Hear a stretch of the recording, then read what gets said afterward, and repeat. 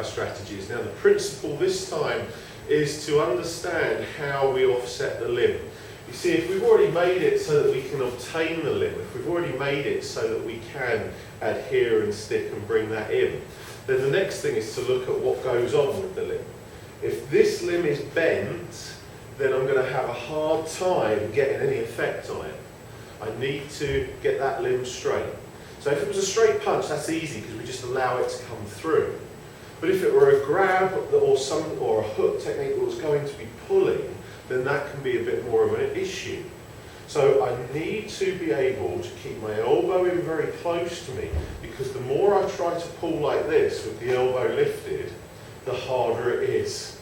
If I just keep that stuck to me, then it becomes less about my arm and more about turning my body.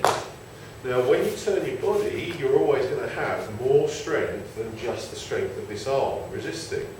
So you make sure it's your body that does the movement, which is why all these move your hips in your kata become vital to your practice. It's not so that you can just wiggle your hips, it's so that in moving your hips, you attach and bring something with it.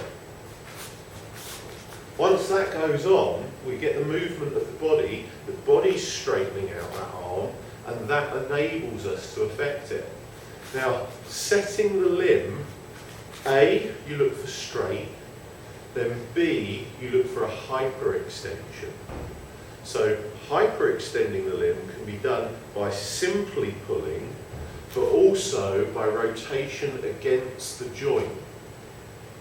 Right, so if this is straight, it becomes a stick for breaking. But when we look to hyperextend the joint, I need for the elbow to come this way. So we're not just going to pull that further, we're going to pull it around the corner, creating a fulcrum with the body so that it goes around it, which then pushes the elbow this way, brings the shoulder this way, and makes the body more vulnerable. Now, we can illustrate this because the shoulder is one of those areas where the body's very strong. If you're standing naturally, if you're normal. So hitting in this way doesn't really get me very much until you get hyperextension. Now, the littlest touch becomes the effect. And if you whack it, you get more. Okay? The shoulder is not vulnerable like this, hitting in towards the build.